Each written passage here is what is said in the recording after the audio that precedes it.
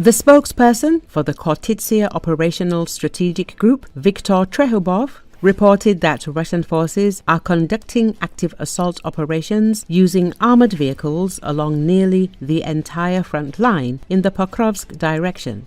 He spoke about this on Espreso TV. The invading Russian army is simultaneously actively attacking along the entire contact line in the Pokrovsk sector. This area is very large and the fighting is very intense. Just the list of settlements that we have to read out every day is quite long. If we single out certain areas, we can say that the Russians are trying to advance west of Pokrovsk, and there are attempts to cross the Pokrovsk-Kostiantynivka road. Russians are also trying to advance from the Pokrovsk direction to the neighboring Novopavlivka direction. However, in fact, this is pressure along the entire contact line. There are just more obvious and more intense attacks there, said Trehubov.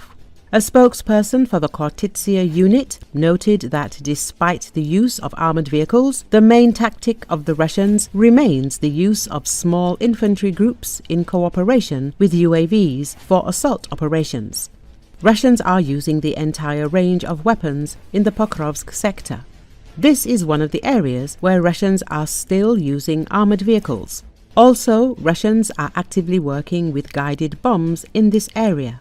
However, the main tactic of the Russians remains the use of small groups of infantry in cooperation with UAVs to attack. This is happening along the entire contact line in the Pokrovsk sector, he added. Ukrainian Armed Forces officer Lieutenant Colonel Serhiy Tsekotsky says that Russia has concentrated the most forces in the Pokrovsk direction but is unable to dislodge the defense forces' positions. We are steadily holding the Pokrovsk direction, but the situation remains tense. A third of all combat clashes on the front occur precisely here, and sometimes this share reaches half of the total. This indicates that the enemy is focusing the most forces in this direction, but they cannot shift our positions, so they are trying to attack with greater force. Tsekotsky noted, according to the officer, the highest number of eliminated invaders and destroyed equipment is also in the Pokrovsk direction.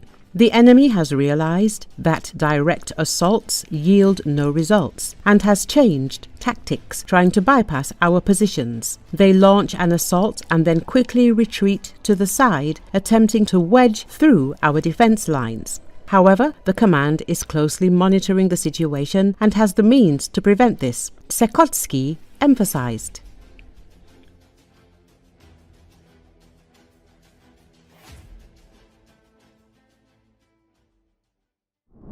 European countries vowed Friday to send billions of dollars in further funding to help Ukraine keep fighting Russia's invasion, as a U.S. envoy pursued peace efforts in a trip to Russia amid growing questions about the Kremlin's willingness to stop the more than three-year war. According to Associated Press, British Defence Secretary John Healey said that the new pledges of military aid announced totaled over €21 billion, a record boost in military funding for Ukraine, and we are also surging that support to the frontline fight. Healey gave no breakdown of that figure, and Ukraine has in the past complained that some countries repeat old offers at such pledging conferences or fail to deliver real arms and ammunition worth the money they promise.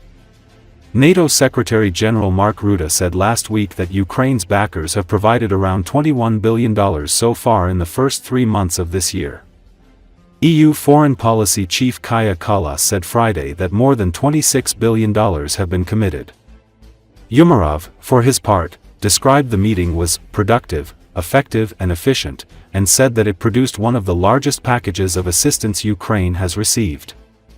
Russian forces hold the advantage in Ukraine, with the war now in its 4th year.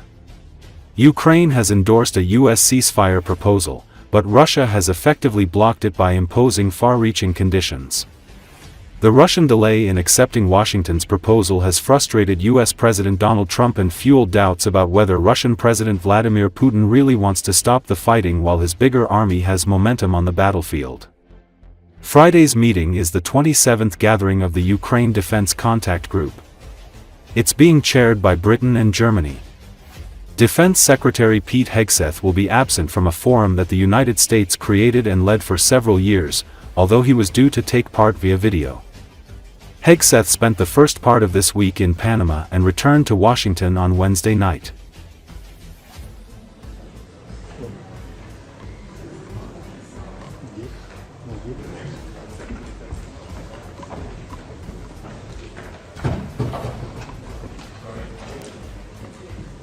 Welcome to the press conference of the UDC. The new pledges of military aid announced today through the UDCG total over 21 billion euros.